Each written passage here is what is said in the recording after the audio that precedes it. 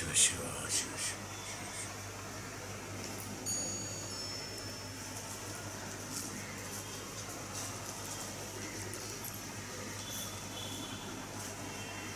So the yogi says,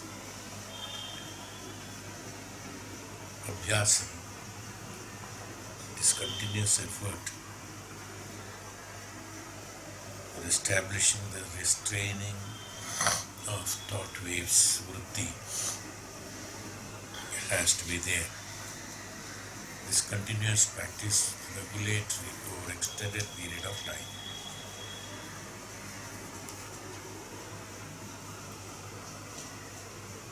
Anything that is to be gained has to be continuously done. Well, when we say doing it continuously, it doesn't mean it is only for the initial few days or few times. It is with effort it is done.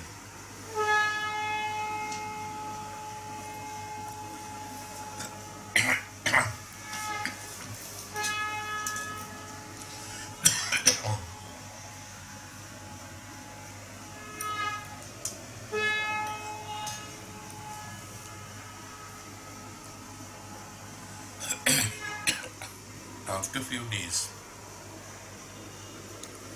it becomes a regular feature of the behavioral pattern. It doesn't require any effort to practice. So when we hear that regularity, continuous practice, normal human being gets a little scared about it, whether how much time should I? So today's concept is totally different. They do not know the values of these principles of life.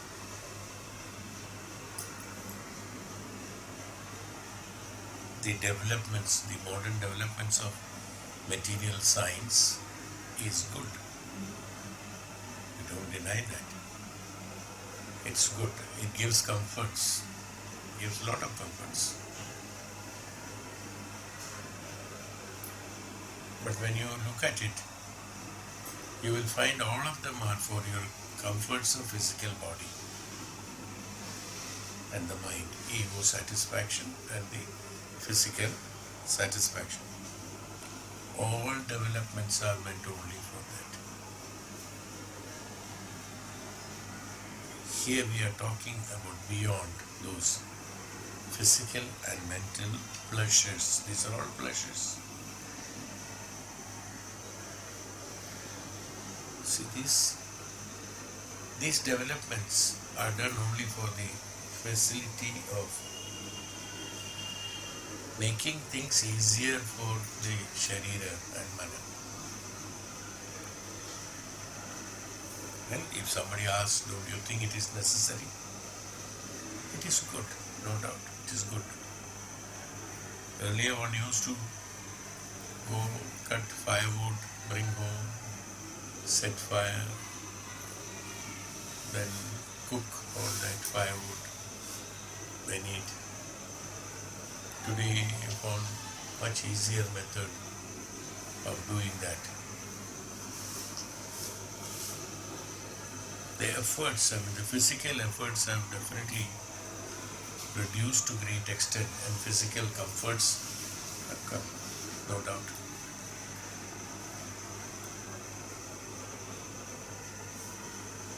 So that way, what have you achieved out of it? Anything for that matter. Inventing a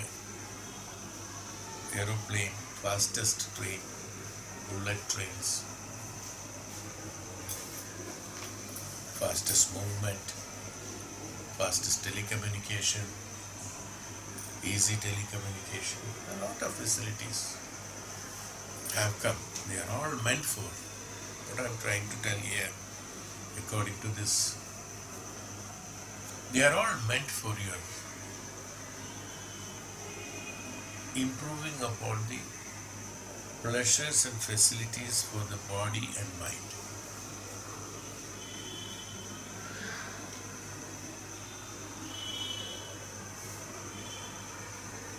Fine. It has reduced the consumption of time also.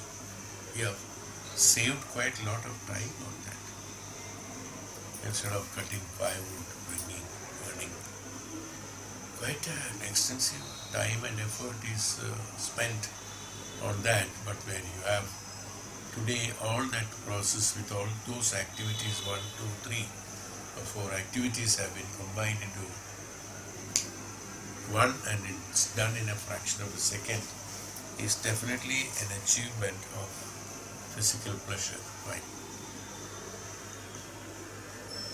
So you have saved so much of time, energy.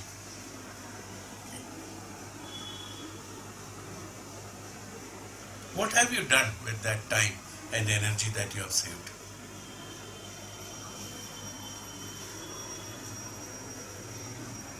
See, there should be a benefit also. It's not that.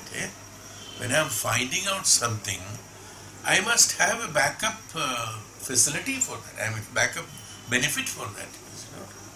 I am doing this for this. I am reaching the destination 24 hours faster than the previous method of travel. Okay. What have you done with that 24 hours? How did you utilize that saved time? How did you use it?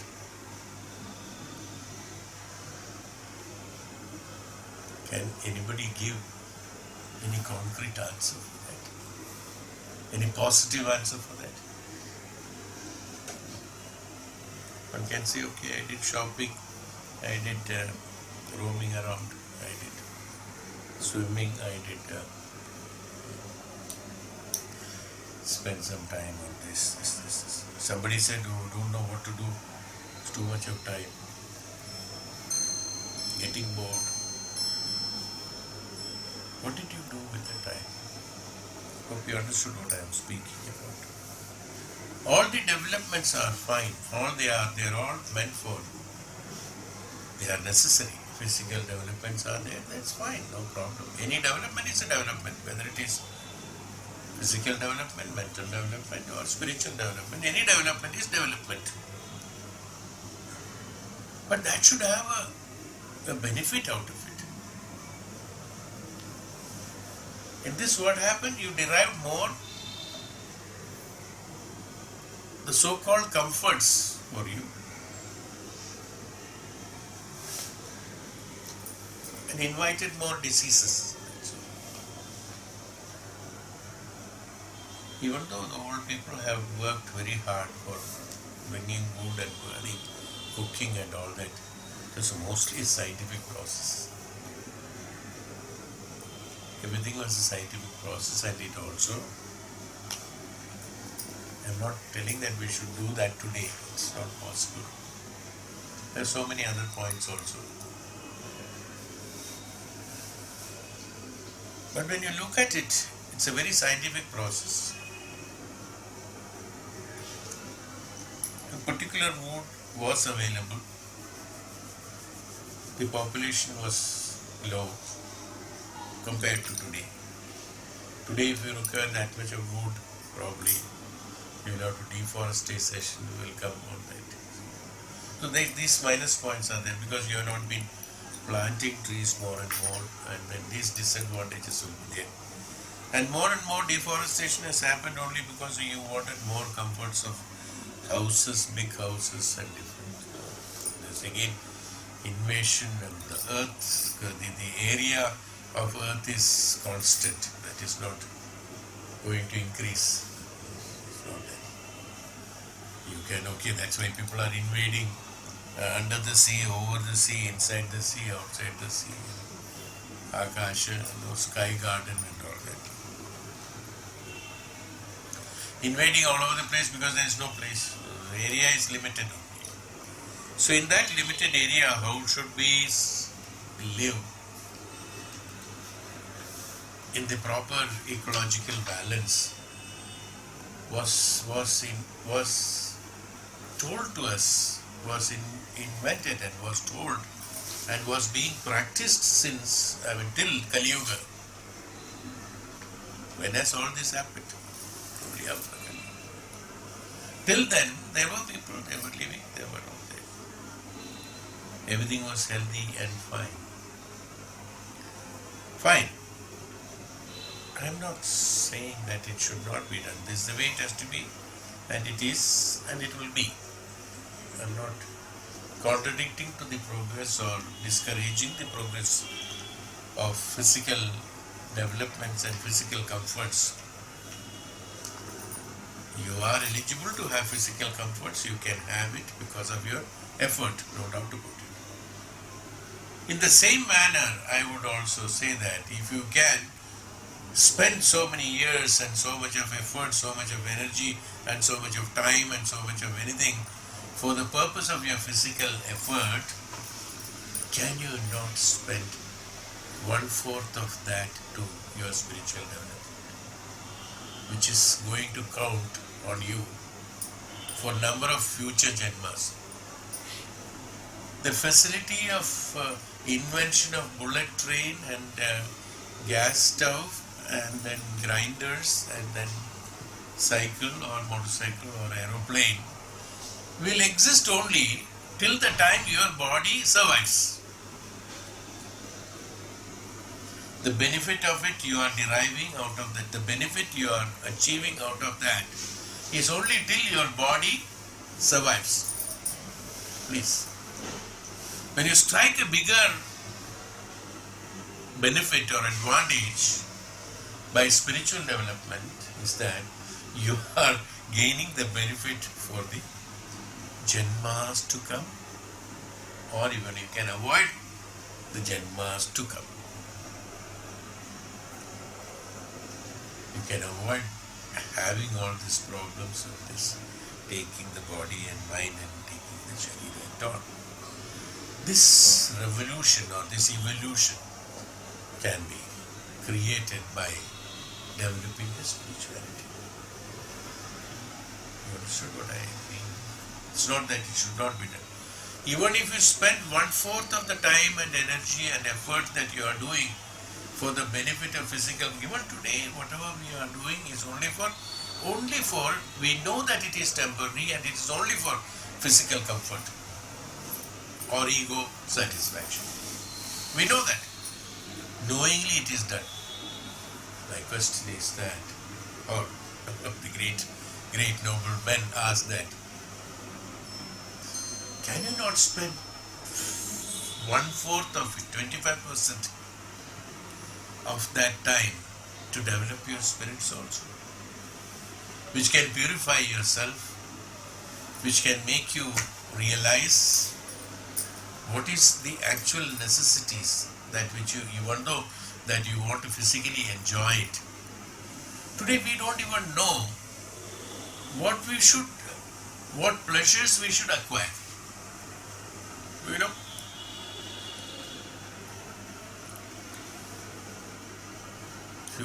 somebody asks, what are the pleasures you want? You list out whatever you know, that's all. Not that what you need. What actually is necessary. What actually is necessary? A diseaseless, healthy body is necessary. Absolutely necessary. No doubt. Diseaseless, healthy body. Dhanam for survival. There should be no shortage of dhanam for survival according to the necessities. Okay. The other things are there. No, education is there. Now tell me how many we can numbers we can figure out like that. Maybe 3 or 4 necessities. That's all. Not more than that. The good physique is necessary. We cannot say we cannot age, we should not die and all. A healthy body is necessary. A healthy situation is a circumstance is necessary. For that, whatever provisions are necessary, that has to be there. Good mind is necessary, education is necessary, mind and understanding is necessary. Okay. Don't you think that it comes down to only these three at last? In that everything comes. In this thing everything comes. These are the three major things which is necessary. And for these three, what are the necessities? Huh? That's a comfort. All the pleasures that you are having, most of them are, which is not necessary for you.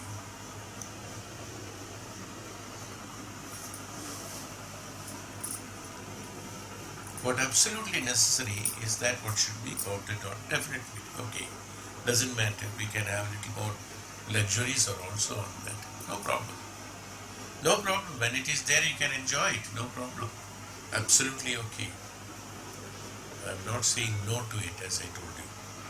I am not saying no to it. Only thing that when you are spending this much of time, effort and energy, why don't you spend 25% of it or whatever percentage that you can, depending upon the age and the facility that you have, spent that much of time for acquiring the jnanam of the self, acquiring the jnanam prapancha rahasya, identifying the prapancha rahasya, identifying the rahasya of the self, rahasya of the existence. You should remember one thing. Only when you have got a healthy body and healthy mind, then only you need all those things.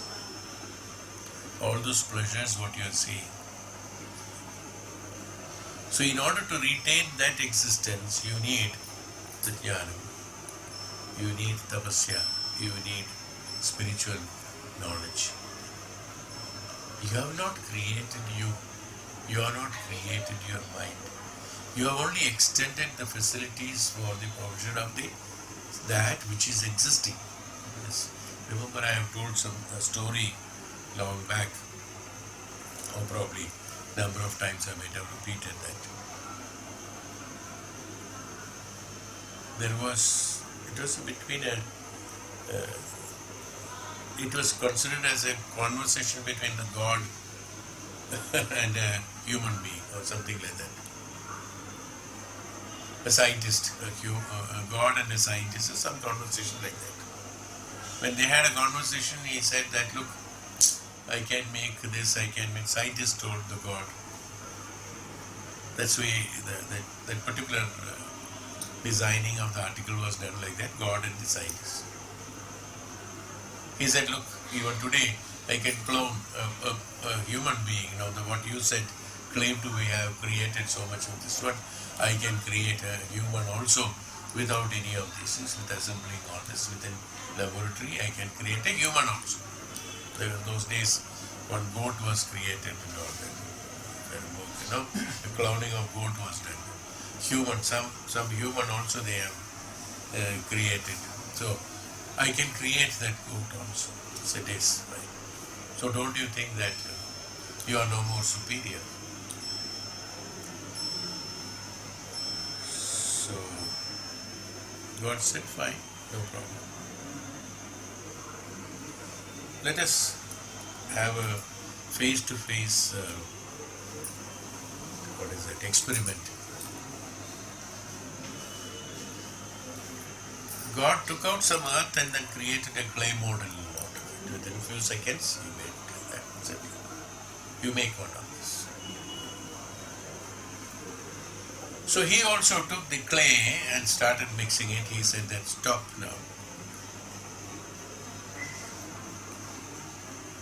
Scientists stopped it. He said, why? The earth has been created by me. First you have to create the earth, then you make the clay out of it, then you make it. So what you are making it is only from what I have made already. Same way.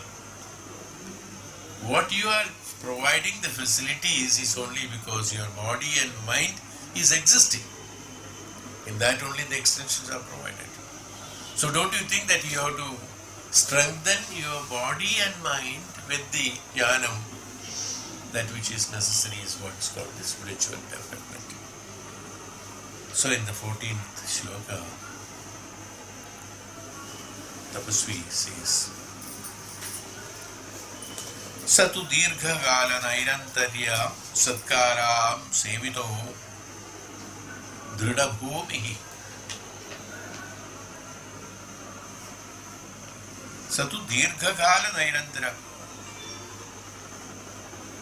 Practice becomes firmly grounded on being continued over for a long period of time without interruption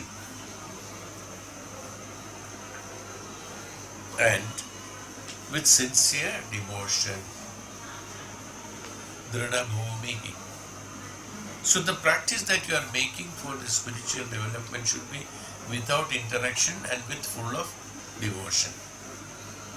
When there is no interruption to what you are doing and with full devotion is there, then only the achievement is possible. Otherwise, it will be just like that, a temporary pleasure for your body and mind, that's all. It will remain as a temporary pleasure even if you meditate every day. If it is non-interruptive, without any devotion, without any disruption, with dedication and devotion it has to be done. If it is no dedication, devotion there, it remains as a pleasure to the mind and the ego. Nothing other than that. You will not achieve the results of liberation from that. But in order to have the liberation, you have to have a dirghakala nirantaram satkaro sevito drida bhumihi. You require that with sincere devotion and dedication. When that is there, automatically what happens?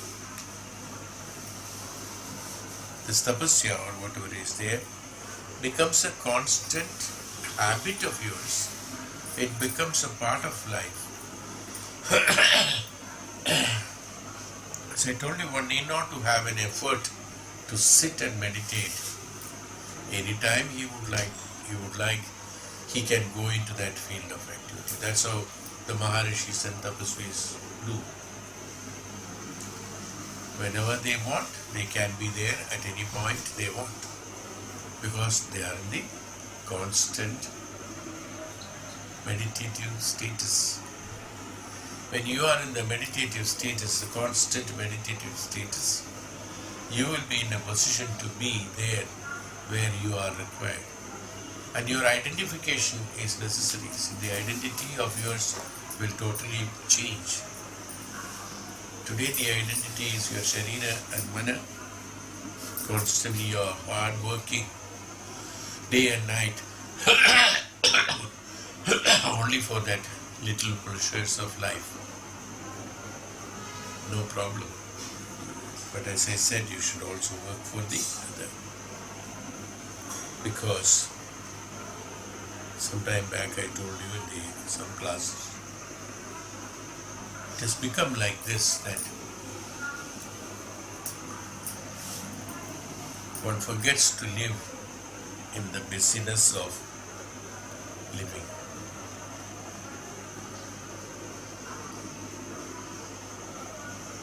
This is what happens.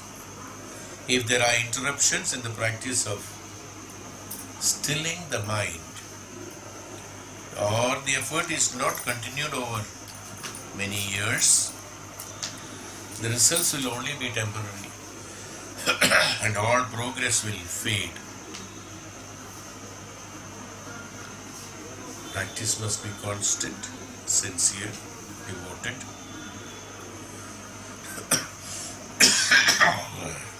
Only when there is true desire to reach the goal is success assured.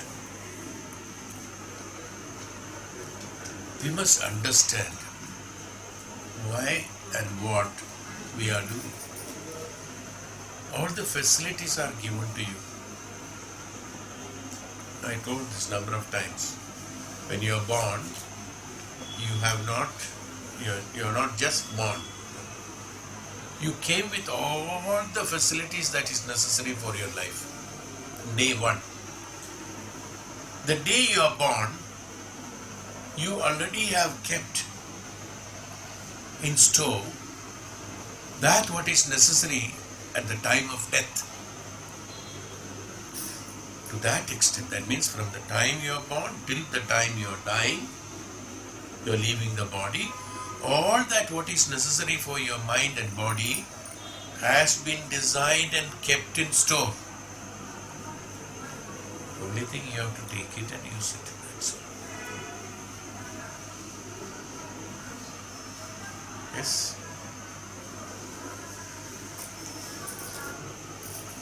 There are so much of starvation in this world. So many diseases are there. So many hospitals have mushroomed only because of that. There is no place for people to lie down there. So much of starvation, so much of disease, so much of problems, but still people are living.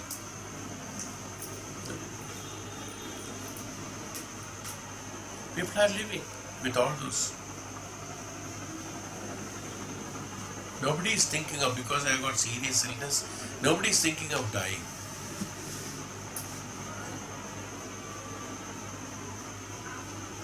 Why? Even if a person has got so much of starvation, he starves for months, but still he would like to survive. We call it a survival instinct. For any situation, our trial is only to survive. So the proverb itself says survival instinct. That instinct of survival is there, but instinct of death is not at all there. But why? There's no answer. I know that. Why? Because death is known, it will come. One need not to have a death instinct, is not necessary. Because it is designed, it will come. So one need not to try for it to die. It will come when it is necessary. The death will come. So no effort is required for dying. Effort is required only for surviving. Is why survival instinct. Alright.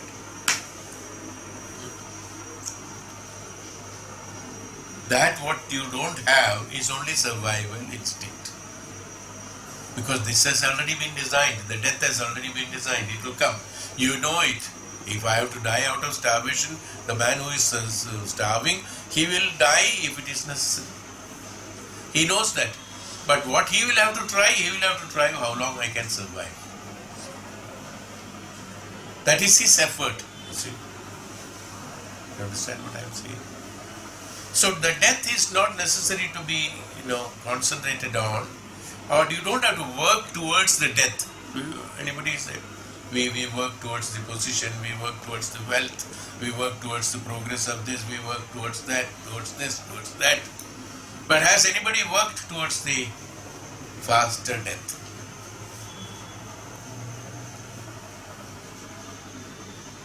People tried their best. They created Santara in Jain Samuham. It's a system called Santara. Persons who want to become saints, they have created, they will have to starve. Out of starvation, they say they will die. But then, even then, I have seen people who are so weak and fragile and all that, with starvation, they are living for more than 6 months.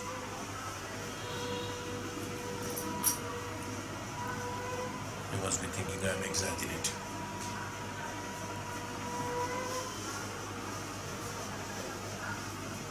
I am not telling out of my head.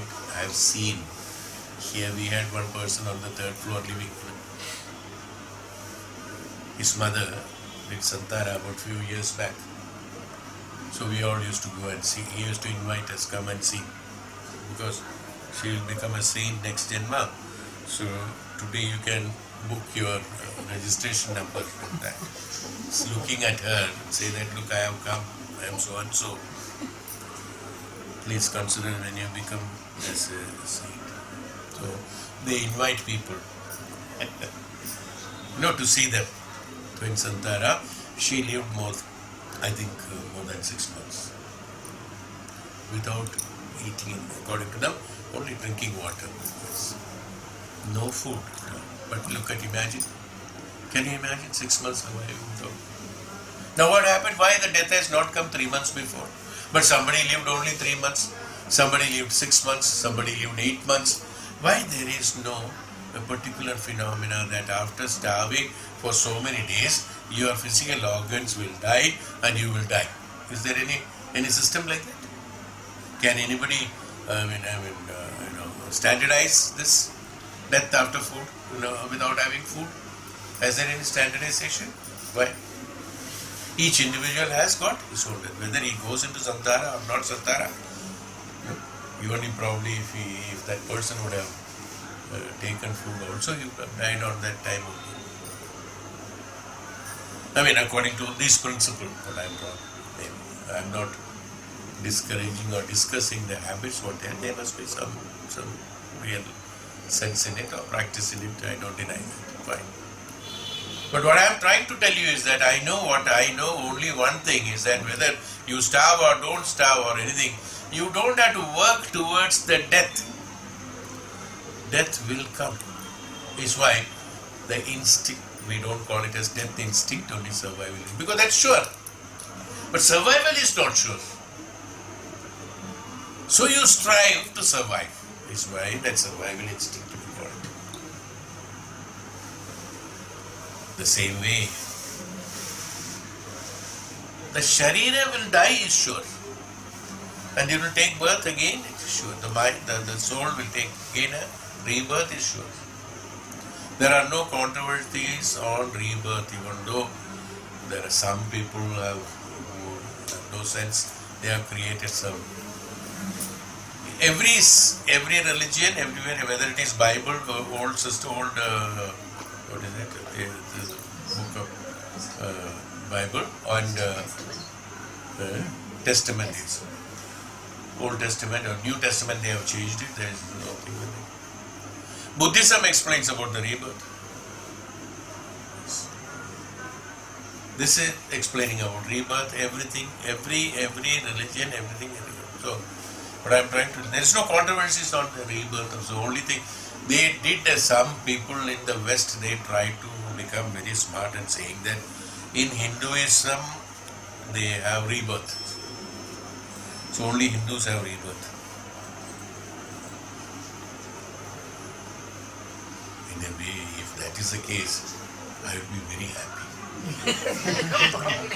At least these, sorry,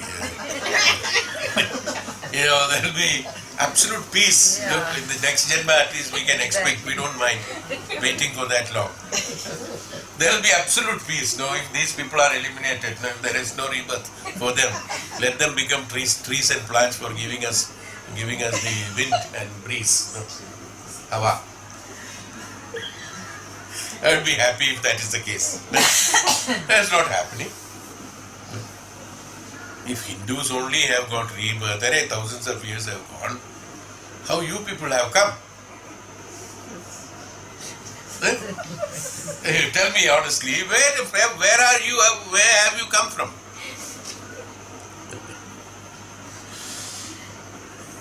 I know. So, I'm just commenting on somebody's words. It's not that everybody. Some people commented this foolish, and misguiding. Some people who are here, we are also there. No, some people ignorant. We are only believing that the West is right only. Everything has to be endorsed by NASA or Google or somebody. Then only we will believe it. When we say Madhavacharya, Kripacharya, and then Adi Shankaracharya, we will not believe it. We have a little practice. They are very old people. They must have told something. So what I am trying to tell is that these rebirths are that means what you are trying to do is that purification and being born again, or if there is no birth is necessary, if you can put your effort on purifying yourself constantly, then we will be in a position to purify ourselves and then get rid of the sins of the mind. The Sharira and Mana, the egoistic mind and the egoistic Mana and the egoistic Sharira. These pleasures, this search, hunting for pleasures have to be stopped. You don't have to hunt for peace. You don't have to hunt for spiritual development. You don't have to hunt for the liberation. You don't have to hunt for the jnanam, knowledge. No. All this hunting is not necessary. Hunting is done only for pleasure. That's all. If you eliminate this Vairagya towards this Sanatana Dharma, I have established and told that when you have this Vairagya, when you have the renunciation of these things which are looking, you are constantly being engaged in the hunting process. If you stop that, you will automatically have all these things. The Shastras and Vedas are all trying to tell us to have how to do the renunciation. Maximum knowledge is being provided only for preparing you and making you understand how to renounce yourself, how to do tapasya, how to have vairagya towards them. The objective or external objects from where you are deriving pleasures out of. Maximum maximum knowledge is being transmitted to you only for this purpose. That means so much of attachment that we have created towards the external world, we are not in a position to come out of it with all this knowledge, with all this effort. That's why he said a constant practice with the knowledge, constant practice, knowingly. Without that, just practice would not do. There are so many people without knowing it. That's why what happens, that's why many people say that, oh, I had been doing this for so many years, nothing has happened. Many have this complaint, many of them. They have been doing it only thing, the wrong way. We call it as a wrong way. What is that?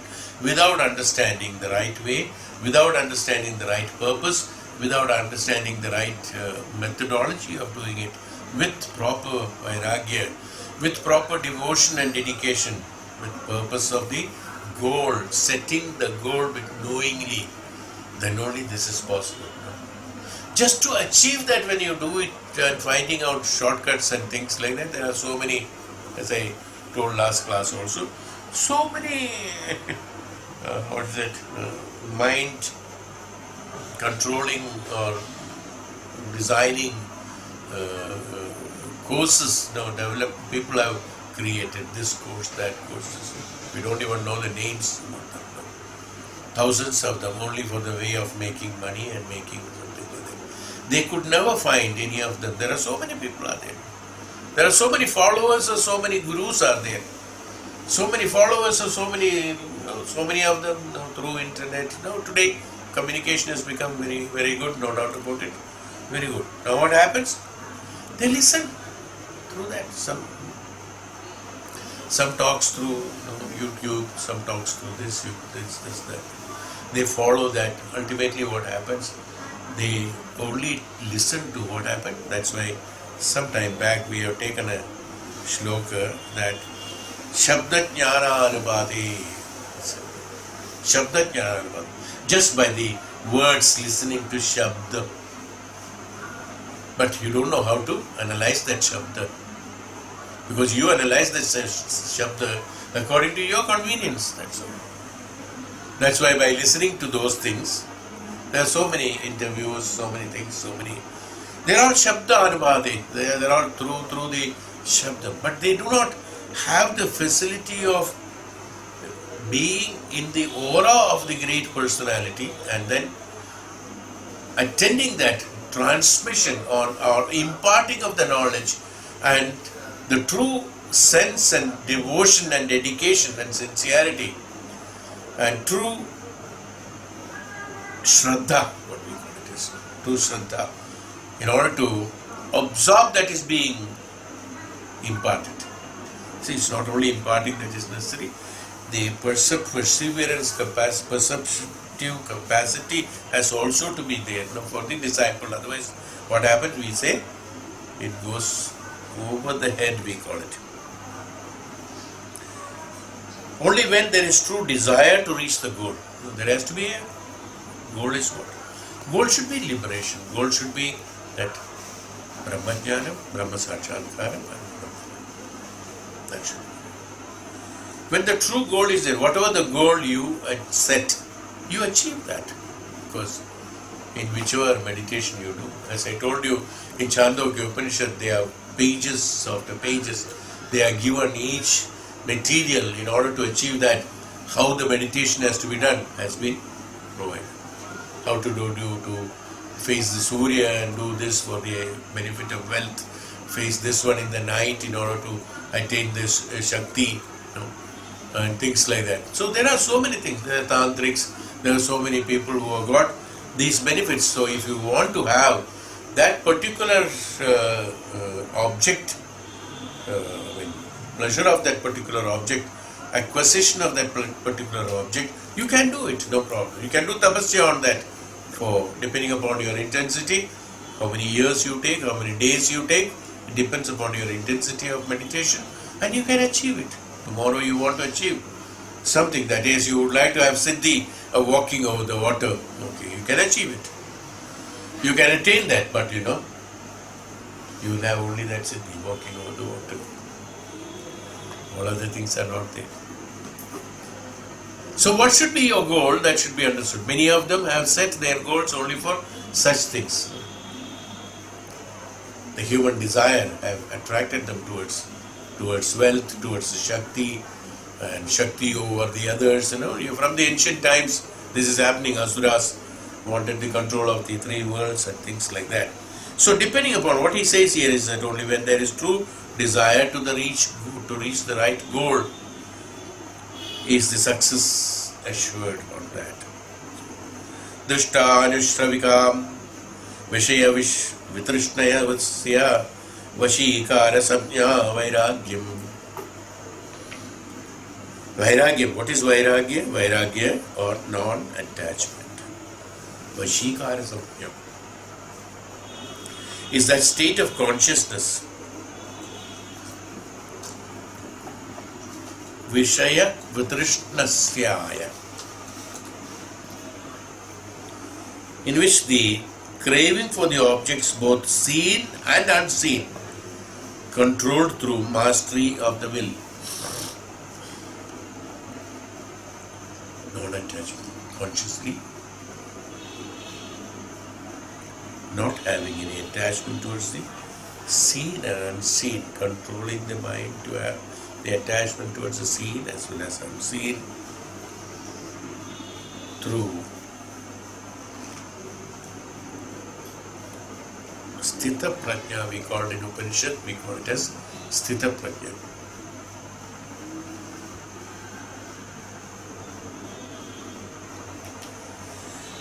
Non-attachment is a state of mind. It is indifference to the objects of the world. It involves being affected by the pull of likes and dislikes. Whenever the mind acquires a taste for a particular sensation of pleasure, it becomes attached to it. The mind recalls the experience and desires repetition of it. It is this craving that creates pain. The state of Vairagya does not necessarily mean the cessation of life in society. It involves separating oneself from the binding emotions of that life. Means In short, we have explained about asakti. It's one word for the whole paragraph. Asakti. Asakti is an after effect of the constant, uncontrollable desire towards an object. Is called asakti. You have no control over it. You have to have it, then only you will be happy, is what you think. It's called asakti. That asakti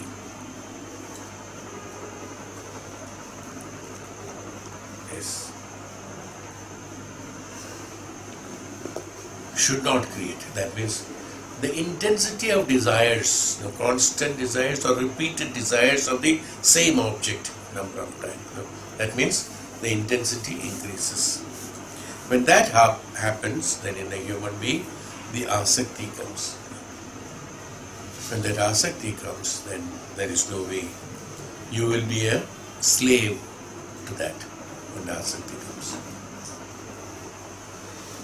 When asakti conquers you from your development of desires, uncontrollable desires that you have practiced will land up in the result of the asakti. Once you have the asakti slaves you. Because you cannot throw it out. The asakti cannot be dismissed from you because you have consciously accepted it. And how to dismiss that? That's the method of Vairagya. That's a method of non-attachment that has to be practiced. So to do that, you have to go into the jnanam. With asakti you do tapasya, you will only lead towards the asakti. Your concentration will be towards the asakti. That's why many people do tapasya and acquire siddhis depending upon their asakti, and they retire from that. And they are happy, they get it, they get what they want. They get the siddhis. All siddhis can be achieved. Any siddhi can be achieved. That's why it is known as siddhi. Siddhate. If you try for it, you will get it. It's called siddhi. That's all. Yes. Brahman Sakshatkaram Layam is not a siddhi. Once you have the laya, you have the control of all the siddhis. It's not separately done. It is, of course, I told you this number of times that during the process of this meditation, siddhis automatically be there in order to help you to progress upon. And some people retire in between enjoying the facility of siddhi.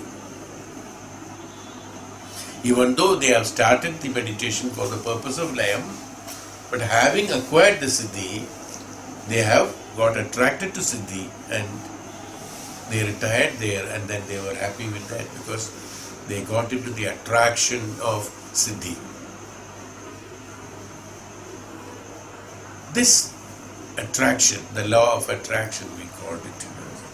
Anything that is there when you have a desire to achieve that, you automatically get attracted to that. Is the law of attraction. What is there in Prakriti? The attraction is there. So many things are there in Prakriti to attract you. Yes, that characteristics has been provided to you by the nature, by the Prakriti, for the purpose of you getting attracted to the right things. See, the quality of attraction has been given to you. Some people ask them, why God has given me that quality? There's a question. God has given all the qualities. You have the quality of getting attracted and attracting. Both are there. Any material in the world have got both these qualities. Getting attracted and attracting. The whole universe has got it. Each and every small insect has got it. That's why these insects come to the light and they fly during Diwali and they die. If they know they are dying, why do they come to it? They're getting attraction to that light.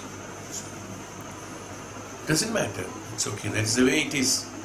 They are programmed, so they do that. We have been given the facility of this attraction, or getting attracted, attracting to an object, or getting attracted. Both have been given based on the principles that we are to acquire and train ourselves for getting the right attraction, so that it can lead us towards the Brahma Sakshatkara. Your attraction should be only towards that. Anything that is necessary for the purpose of layam, you should get attracted to. Others you should get distracted to. What is that? Layam. In layam you have to have DHYANAM, tapasya, devotion and shraddha and bhakti, ekagrata and upasana and nididhyasana. These are absolutely necessary for you to have the layam. So your attraction should be towards that. You should derive pleasures out of it. You should derive attachment. How do you get attracted? Because you get a pleasure out of it. That's why you get attracted to it. You saw a flower, you get attracted to it because its color or its fragrance or its shape and form. Many things are there which are instrumental. Remember that. They are instrumental to attract you. But the attraction capability is in you. If you get attracted to any of those colors, those fragrance, then only you get attracted to it. Some flowers which doesn't have it, you don't get attracted to it. That means you have a predetermination of certain things in you which makes you get attracted to it. Nothing wrong in getting attracted to those similar, colors and fragrance and things like that. But don't create that attraction as constantly being there and develop it as an asakti towards that. That should not happen. An attraction is necessary, because without an attraction, the survival in the human body with his sharira and mana, it is not possible. The attraction has to be there. Even a war is an attraction. Mahabharata Yuddha has been created by Lord Krishna. Is also, you can call it as an attraction. If that attraction towards the war is not there, the war will not happen. It has to be there. But that was again, the designing of that attraction has been created based on the necessity of it. Why the Pandavas did the war with that? Bhagavan says, you just do it. Not for getting, they didn't want the country. Yudhishthira at last told them, no, we don't want it, we would like to live in the forest, we don't mind. When they were born, they were in the forest and they were brought in the palace, and then at a point of time when it came to the war, they said, no, we don't want, hey Bhagavan, we don't want, we will go back, we will live as we were living. It's not new to us, we will go and live. Bhagavan said, no, that's not the purpose of living. Why? Because you can just retire and go live in the forest and then you die there. Then what happened? The quality of attraction that has been given, provided to you, the instrument or the instinct of attraction that has been given to, provided to you as the faculty for you to have completion of your karmas in this janma has not been fulfilled. This will be completed only when you win over that ajnanam or that, adharma and ajnanam. You have to do it. You have to create this attraction towards that. That's what you had been preparing all the while from the childhood, only for the purpose of this war. After that, whether you want the country or you leave it to the younger brothers or your sons, it's immaterial to me. I am not bothered. But you have to do this. Bhagavan guided them to get attracted to the war. Let me put it that way. Same way, our consciousness should, what I am trying to tell you, our consciousness should direct us to get attracted to the paths that is necessary for our liberation, karma mukti from here, so that we will be in a position to attain the Layam, the Brahman. So that is called the non-attachment, Vairagyam. Renunciation is a great aid to the attainment of Vairagya. Renunciation is a great aid to the attainment of Vairagya. Here he has divided renunciation separate and Vairagya separate. Renunciation is a great aid. That means to the Vairagya. Vairagya is a status that you have achieved. Renunciation is a process to attain the Vairagya.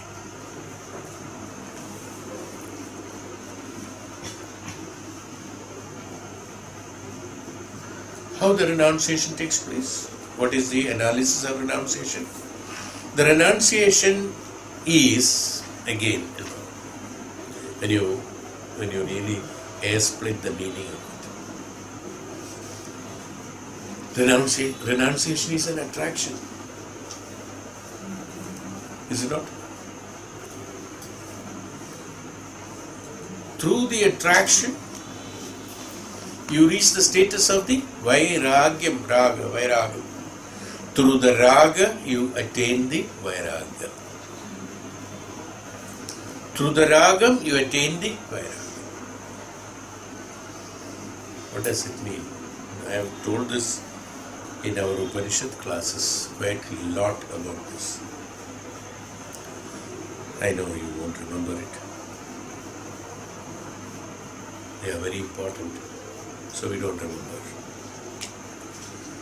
Through the Ragam, that means through the attachment towards the Jnanam, you create a Vairagya, this passion.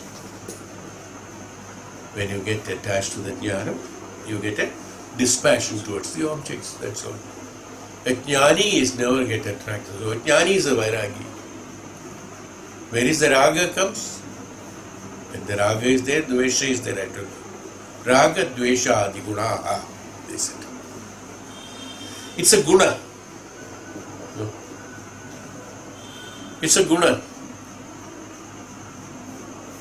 Raga is a Guna. Through the process of renunciation, the Raga is removed from you and the Vairagya, status of Vairagya. When Raga is gone, Vairagya has come, Vairagya has come. Vairagya is a status that you have reached.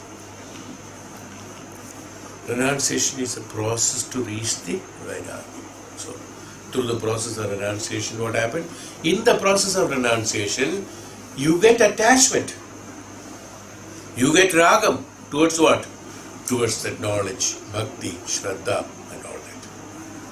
So the renunciation is the process. That is why, probably, what I understand, the Maharshi or the Tapasvi, the Swamiji has divided these two words. Renunciation is a great aid to attain Vairagya, he said.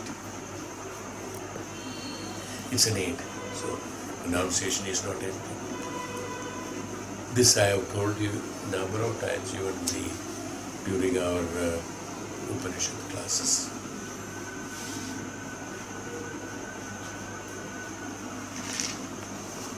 And we also said that.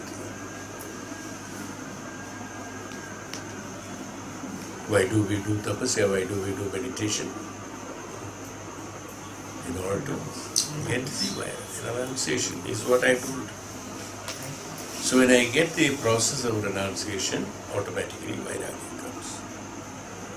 When I know that it is not necessary itself, what is renunciation now? It's not a very big.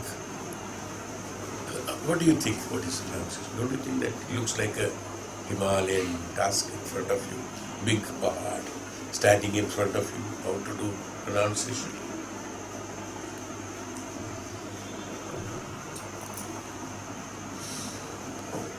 Just a mustard seed, that much is not renunciation.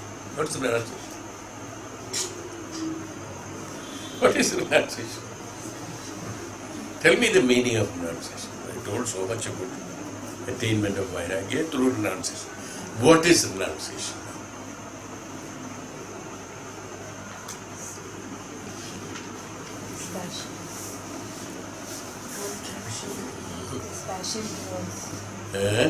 Dispassion towards the object.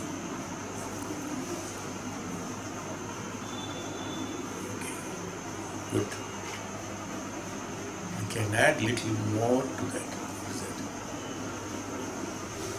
Non-attachment. Very simple way. Non-attachment. Correct. Correct. But how it happens? Non-attachment. How it will be said that? Dispassion towards. Both are same word. Dispassion towards the object or non-attachment comes to the same meaning only. They're all paryaya of that. You are telling me the result of it, attainment of it. That is Vairagya, status of Vairagya. What is renunciation? Process of attaining the Vairagya. What is that? What is that? As simple as that. Anyway, doesn't matter. I just wanted you to just, give a thought to it. That's the intention of asking, not for testing. I also did not know it at one time. Okay. So, it's nothing. For our human minds, it's difficult because we are entangled with so many things. What is renunciation? A simple word, very small, understandable language is that. Understanding the art object is not necessary for me. It's not renunciation. We don't have to go into very big, unbreakable coconut. No. As soft as that. Understanding. What you said is that non-attachment. That means you are already, you're creating an action there, you see. An action. I am not going into action at all. See, action comes only after the thought. You understand what I am trying? Why did I said that we can modify it? What you said is right. That's a result. Non-attachment or dispassion to the object is a result. It's an action that you have done. No? Dispassion. I don't have any attachment to it. Both have attachment to it. This action you have done. That means in your thought you had an attachment. So in your action you had a non-attachment. No, see, you understand? But from vritti it has to be removed. Otherwise this fellow will get hiding somewhere, and he will rise up at the right occasion and then say that no, I am still here. So how to remove it from vritti? Understanding that is not necessary for me is what I said. Suppose, see, somebody tells us, hey,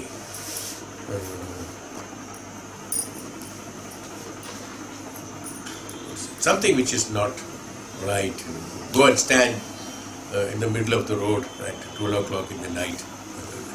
Pagal like that. No? Immediately, do we have to think about it? We'll say that mad fellow. This is what you're suggesting. What happened? In your vritti, you have understood it is not right. That's just what I'm just telling you that. In your vritti, in your vichara, in your vikara, in your vichara, you understood. It's absolutely rubbish. Why did you say it is rubbish? Well, you didn't take even 1 second even to reply that. You didn't even take, because in the vritti itself it is not there. In the vichara itself is not there. In the thought itself is not there. Why? Because you have already understood it is wrong.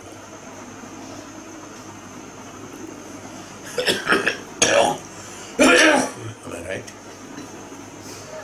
So, see, when you know these analysis, it's you're confirming it more and more. What is that? So that you won't commit a mistake. Now, somebody says no, non-attachment. Somebody asks you, tell me how to do non-attachment. What will you say? They will ask you a question. Fine, I agree, non-attachment. Tell me how. How to do?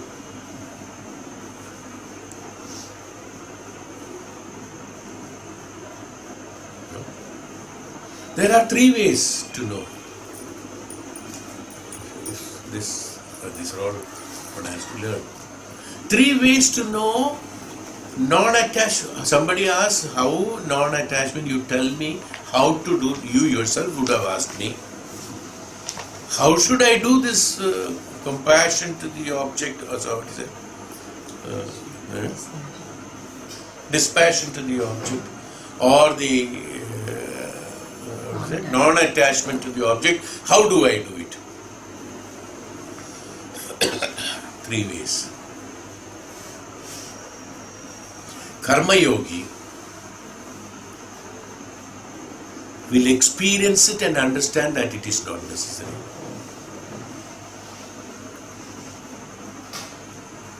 Don't jump into hot water. He will go and jump, burn himself, come out. From next time, I will not jump. Understood? He will never jump, even in cold water. When he sees water, for him it is hot water. But I am trying to tell that Karma Yogi will experience it and understand it. This is what most of the people do. By the time you experience all these, how many janmas you require? You have to understand hot water, you have to understand cold water, you have to understand normal water, you have to understand dirty water, you have to understand how to clean the water. In water itself, you have to take 5 janmas.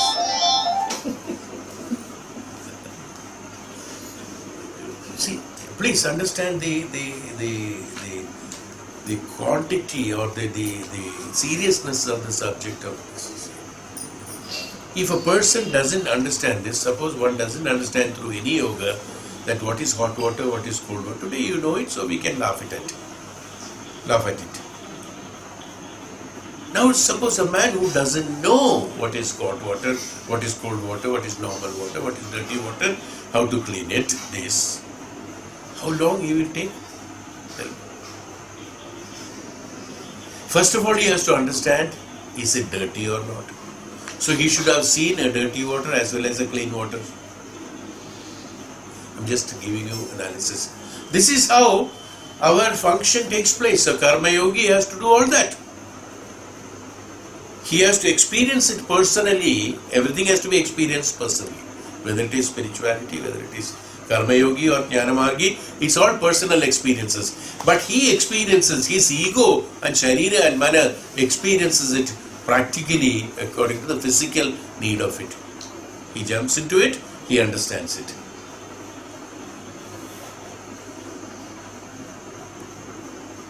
The Jnana Yogi, the Bhakti Yogi, Bhakti. Now he gives. Bhakti is again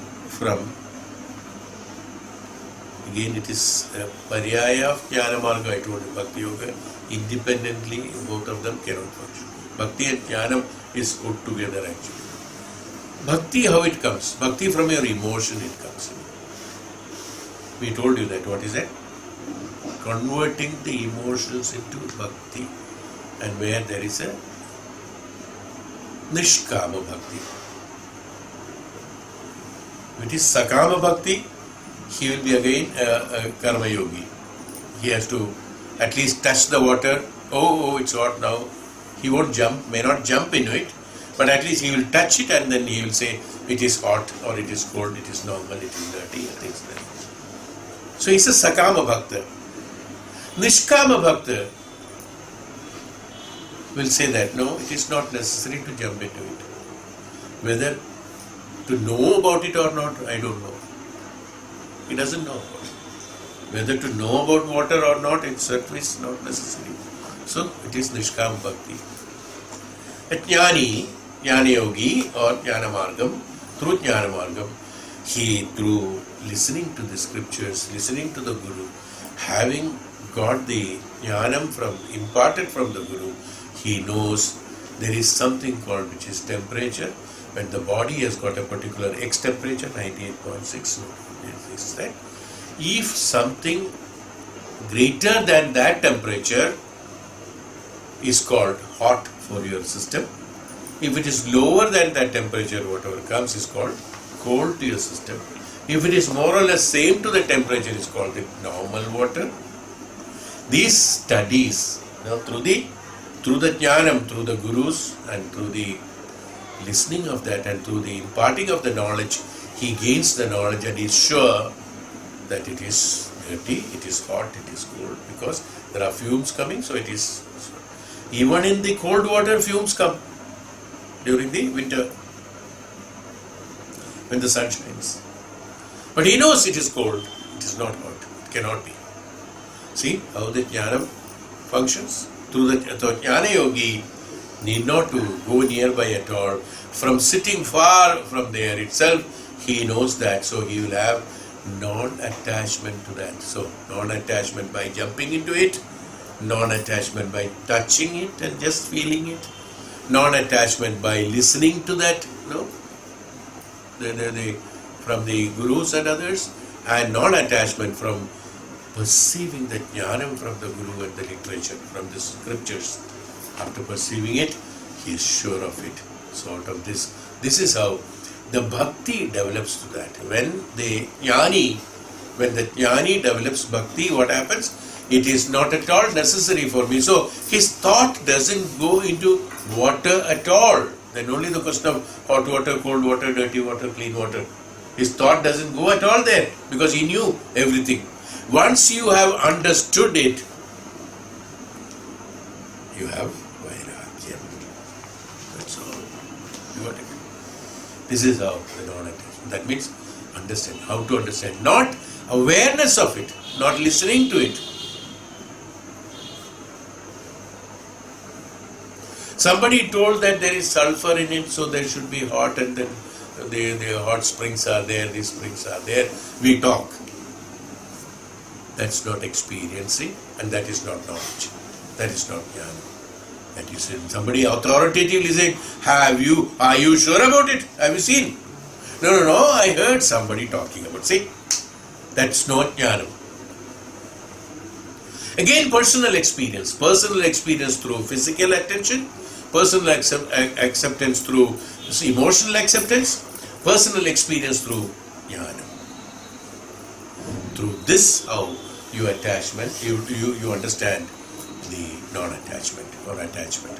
So, in order to have it, you have to, that's why I said renunciation is raga, attachment towards the knowing of it, and after knowing it, you reach a status called Vairagya.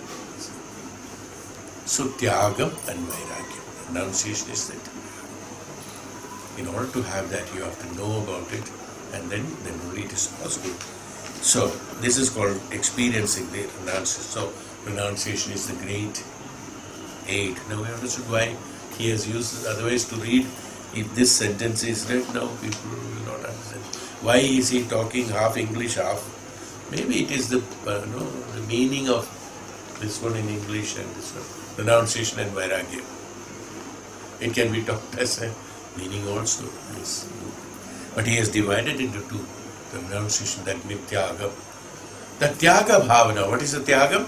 Tyaga of Ajnanam. What is the renunciation? That's what I said. During meditation, what we do? We renounce the Ajnanam. We renounce the avidya. We renounce the ignorance. Is what I have told number of times. I think I must have repeated in that few years' time. That is why we are doing the meditation. Meditation is meant only for the renunciation, reaching the status of Vairagya.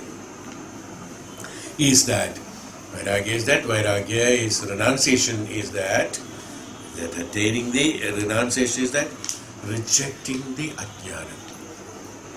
No? Or renouncing the taking out the tyaga of the ajnana. Tyaga of the ajnana, or removal of the ajnana from me, so that the jnanam remains.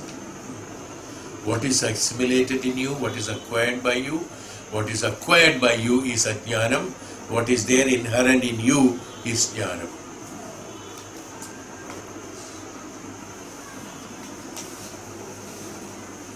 Okay.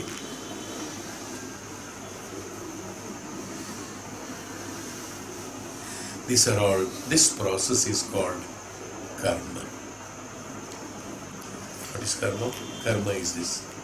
Removing ajnanam, establishing jnanam is called karma. Bhagavad Gita said, hey Arjuna, leave your laziness and then the what is it, vishadam in you, the sadness in you, depression in you, vishadam in you, and be alert and take your bow and arrow, do your duty. These are the words Bhagavan said. Bhagavan said, hey Arjuna, leave the vishada. How to leave the vishada? Because I am telling you, who is me? I, here, Bhagavan, I means jnanam. I, the supreme consciousness. Who is Bhagavan? Bhagavan is the highest consciousness, is Bhagavan. That is that. I, the highest consciousness, is ordering you or telling you to renounce the vishada. Take the vishada out, because so that you can acquire here, as if the consciousness is telling the vishada emotion. These are the two things. Consciousness is talking to the emotion, whereas that has been transcribed in the Bhagavad Gita as Bhagavan telling Arjuna. Same thing. In us, the jnanam telling your emotion or your ego. The jnanam. A jnani tells the ego, release the vishada, take your bow and arrow. The bow and arrow has got a scientific, Vedantic meaning towards that. Bow is that which is flexible, which can hold an arrow to shoot into a particular direction. It has to be flexible. If it is rigid, you cannot hold it. No? It has to be flexible. Then only you can bend it and tie it. So it has to be flexible. The bow should be flexible. Arrow should be firm. What is the bow? Bow is that your emotion and your ego and your understanding, or the jnanam, which has to be flexible in order to hold an arrow. Depending on that, you take that bow. It's not that the bow what we are talking about, real fighting bow and arrow. Arjuna, take your bow. Take your jnanam, which can hold an arrow. Ajnani cannot hold an arrow. That which is rigid, the bow, cannot hold an arrow. And which is breakable bow, cannot hold an arrow. Which is rigid or which is breakable or which is not tempered to that extent of bowing only, that necessity, up to that necessity only. It has to create a tension for the arrow to travel. It has to create that speed. So your consciousness or your jnanam should be in such a way that you have to bend it in such a manner that when you shoot an arrow, it should go into the right direction. That means your attention should be it should be very calculative. If it is 45 degrees, if it is 70 degrees, it should be 70 degrees, not 70.01. That should be your that's called the constant practice of earlier sloka we said constant practice of the dedication and devotion. What is dedication and devotion? Dedication and devotion is that submission. What is bow? Submission. Your submission should be 100% so that you can bow to any degree that is necessary is called bowing. That's why the word bow has come. In English, Samarpanam. In Sanskrit, it is Samarpanam or Shraddha. Samarpanam is what? That which I can, when the bow is rigid, I cannot bend it. Bow has already given the Samarpanam to you, you can bend me to any angle you like. Is Samarpanam. So you can bend the bow anywhere you want, any angle you want. Is that Samarpanam. So when you got the Samarpanam, you got a bhakti, you can be bent, you can bend to the extent that is necessary. When you have got the Samarpanam, when you have got bent the bow, that's why you take the bow.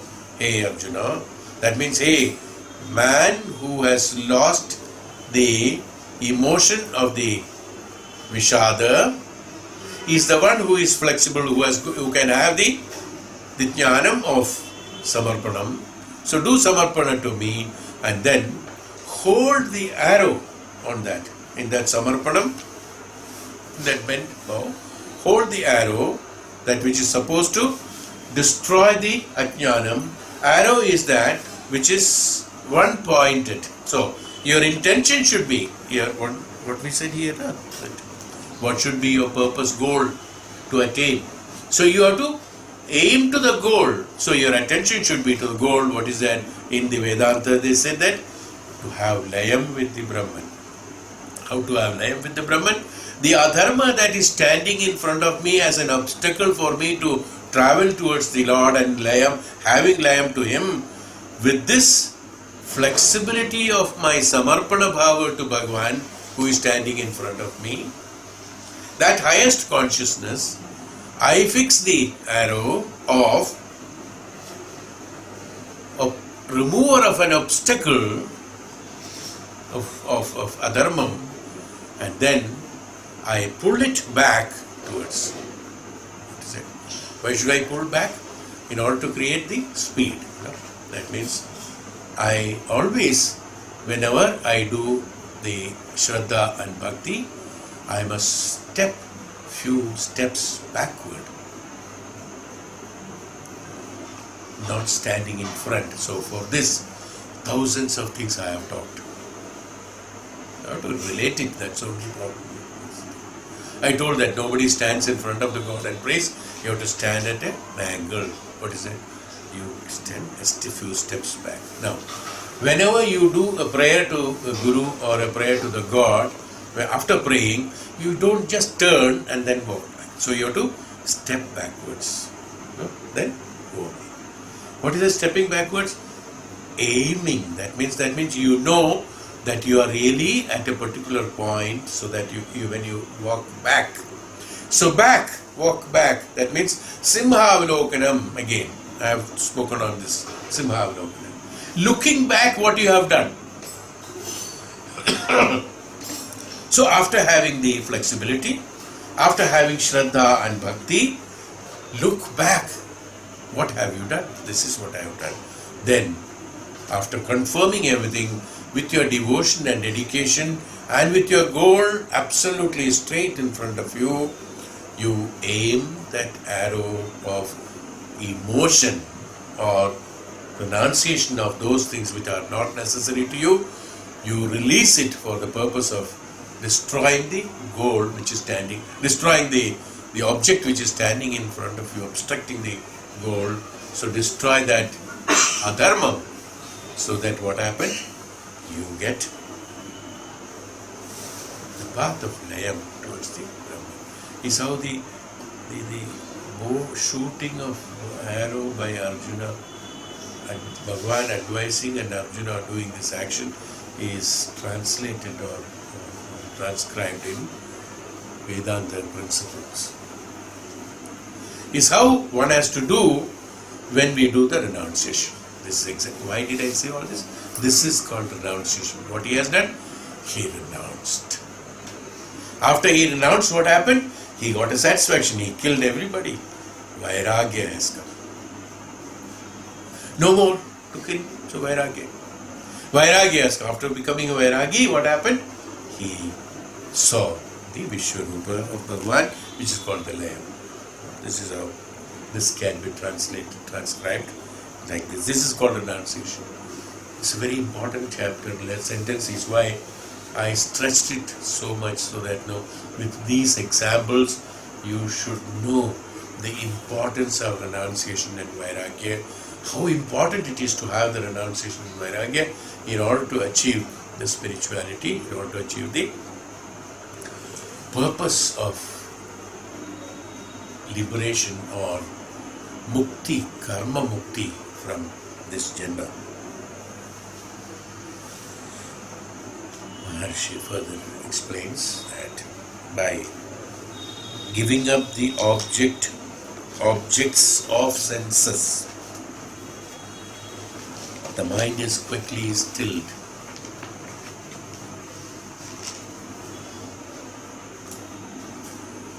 It is the desire and the attachment of the objects keep you preoccupied.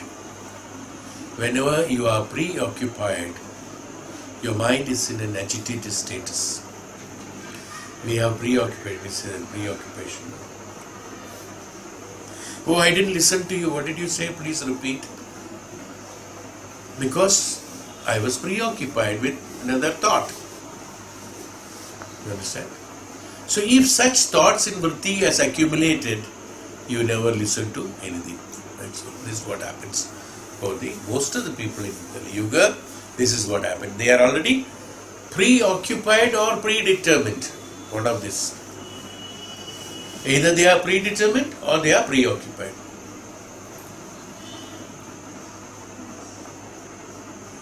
I was listening to somebody.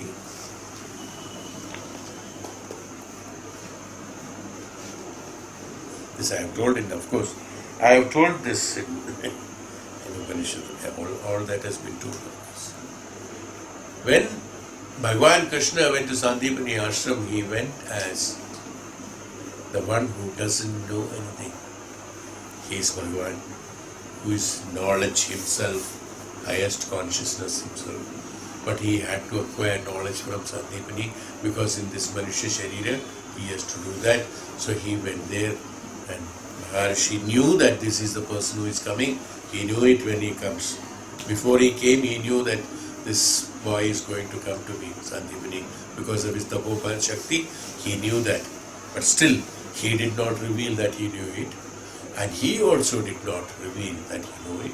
But when he came, even Maharshi was surprised to see that he had an absolutely empty vritti in him, saying that no preoccupation, no predetermination was there.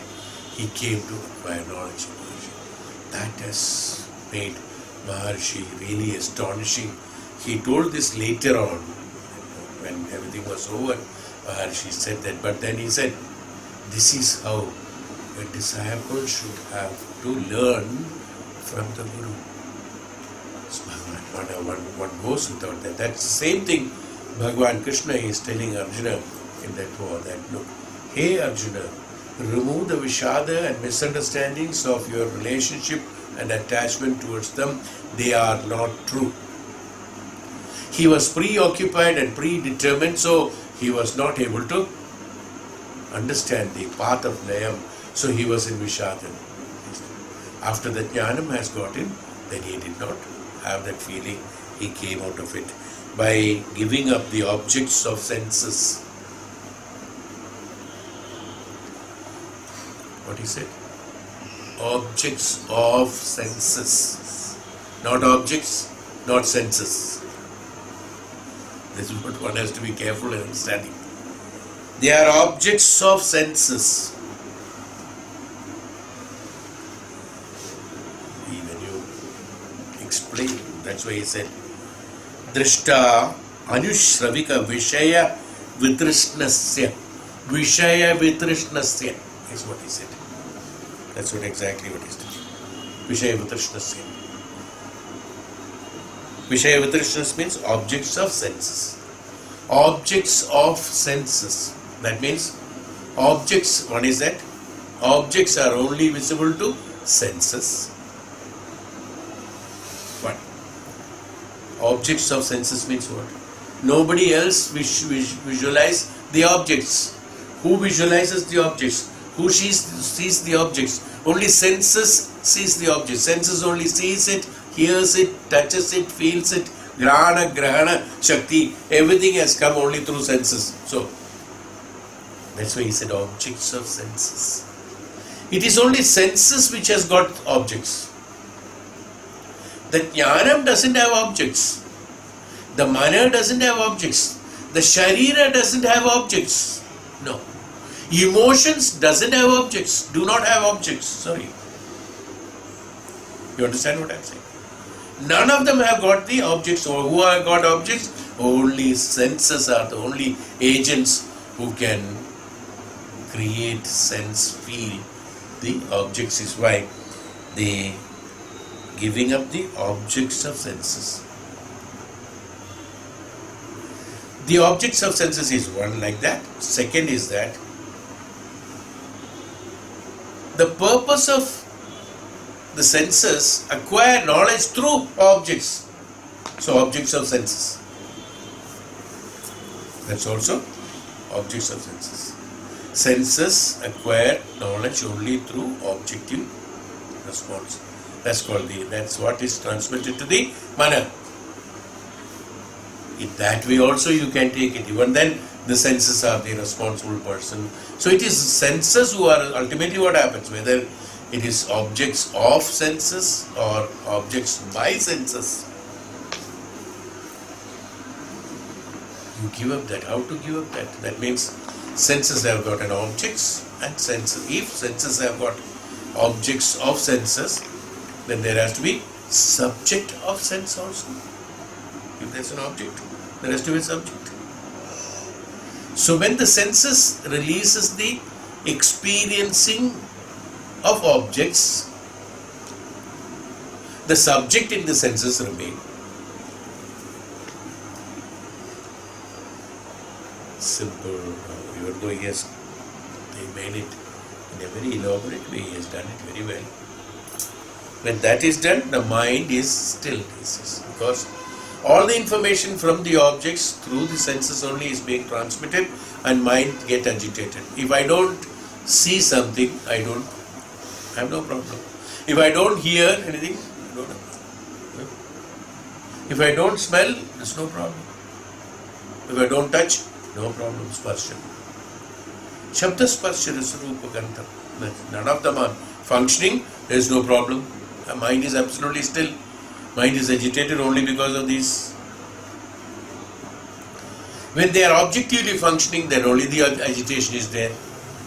These objects, that's why in Upanishads, we have already spoken this thousands of days ago. What? Simple. Indriya Nigraham. Like who? We also told an example in Ishavasya. Like a tortoise withdrawing the Indriyas into him, the Indriyas should be withdrawn inside you. Indriya Nigraha. When that Indriya Nigraha takes place, what happened? Question of objects, senses, and objects, senses. Nothing happens. Nothing is there. It's called Indriya Nigraha. That means, again, this required tremendous knowledge. Indriya is not in your control. I mean, he has made you a slave because of your practice. Even though the Indriyas are supposed to be directed by the mind and also by the intellect, ego in you, if it has got jnanam, it is Indriyas are supposed to be transmitted with the jnanam so that all these Indriyas will function only for the purpose of subjective experience, even though experience is always subjective, it's not objective. Experiencing happens only here, not outside this. We have explained about this earlier also. It's not outside, everything is happening here only. Experiencing is happening here only. But what happens? Because of senses attracted by the objects, or sense has got an attractive quality or tendency towards the objective experiences, which is transmitted for the subjective experience, will have to be seized, will have to be controlled, will have to be organized so that the senses would experience only the subjective experience by the existence of them. That means, for the purpose of layam, whatever is necessary by the Indriyas only will support the mana in order to have experiences of the attainment of the goal of karma mukti. For instance, if an Indriya is supporting you to execute a karma for acquiring a pleasure for your ego, so what happens? An Indriya is supporting you or instigating you an Indriya is instigating you to execute a karma for the purpose of the pleasure of the self as well as the mind. Actually, Indriya is doing a favor to the mind, the ego actually. So the ego's pleasure happens. Instead of that, the same capacity, capability of Indriyas are the same. The instrument's capability is same. Camera, if you focus on me, it will take the photo of me. If you focus the camera to somewhere else, it will take the picture of that. That's all. So Indriya, if you focus on executing a karma for the purpose of pleasure for the ego, it will function for that. If the ego or if the intellect has instructing and channelizing the jnanam, the Brahma jnanam towards the Indriya, Indriya will function the karma as a karma so that you get karma mukti. Indriya will do for bandhana as well as for mukti. Both. The action of Indriya is same. Action of Indriya is always same. The engine, when you start of a car, the pistons will go up and down only. Whether you reverse the car or you go forward, both the cases, what happens? These pistons, which are there, 4 cylinders, those are going up and down only, creating compression, so that the car can move. Which way to move, you got other lever to operate it. Same way, Indriya will function only like this. He is blind, like that oil cake making. We in our place we say that.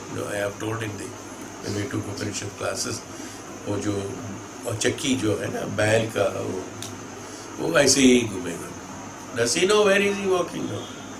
He keeps on rotating because he is going in circle. This is connected with the pivot and then grinder and things like that. It makes the oil and the oil comes out. The cow, the bull, that what makes that, he doesn't know you are making oil or you are making something else. What is it?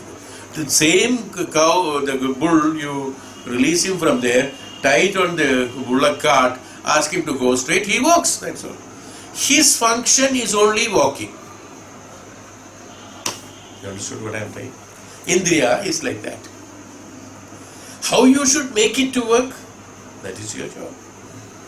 So if the intellect and the mana, following the Atma's principles or the Parabrahma principle, this information, when it is passed on to the Indriya functions only for that purpose, and that information will be provided to mana.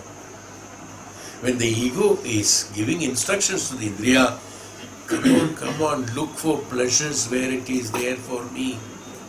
Kali, looking for place to sit. Parikshit said, I will not give the place. So, the mind should say that, no, nothing doing. You are supposed to follow this. Indriya will follow that and you get the information according to that. You understood? So, Indriyas, that's called Indriya Nigraha. Control of the senses, control of Indriyas. This is how it is. How can it be done? Only through Jnanam and Tapasya and Shraddha and Bhakti. When the mind is oriented towards that, to the intellect connected to the Antaratma, Antakarana, and the mana and the ego, everything comes in one line. All the Indriyas will together function towards the acceptability of the mana, so will attain the karma mukti. So he will execute a karma. He had been executing a karma so far for the purpose of bandhanam, attachment. The same function will be done by the Indriyas for the nibandhanam or detachment. No? You understand how it has to be done? So don't say it is not. If I don't want to touch it, I will not touch it. No. If I want to touch it only, I will touch it. That vritti, want, has to be changed. And I will not touch it. So Indriya, touching Indriya, it doesn't get any satisfaction by touching or not touching. Whatever you instruct, it does, that's all. You touch this, you touch it. You touch this, it touches, that's all. But vritti has to understand that whether I should touch it or not unnecessarily. Is it necessary to touch? No. Knowing that it is not necessary to touch is called renunciation. So when the Vairagya comes, the senses also becomes controlled. When the senses, the Indriya Nigraha takes place, when the Indriya Nigraha takes place, the mind, what happens? Don't get moksha by that. What happened? Mana becomes Shanta Swabhava.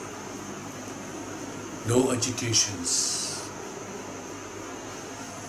And there is no movement on the earth.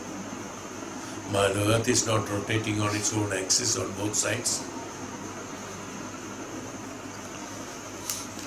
When the storm is not there.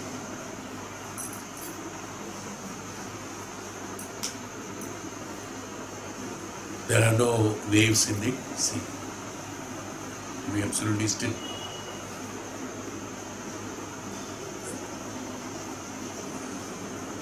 No high tides, no low tide, nothing. Nothing happens. It will be absolutely still.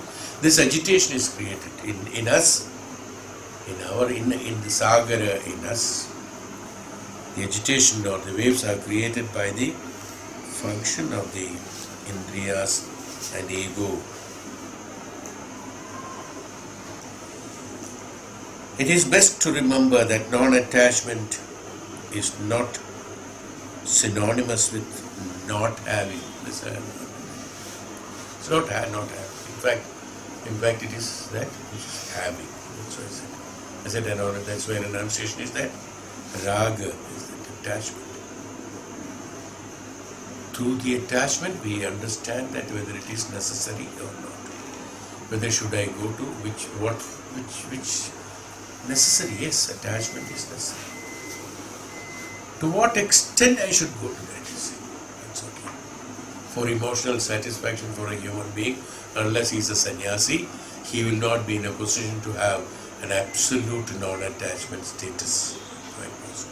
For a sannyasi, for a brahmachari, it is possible. It is not necessary.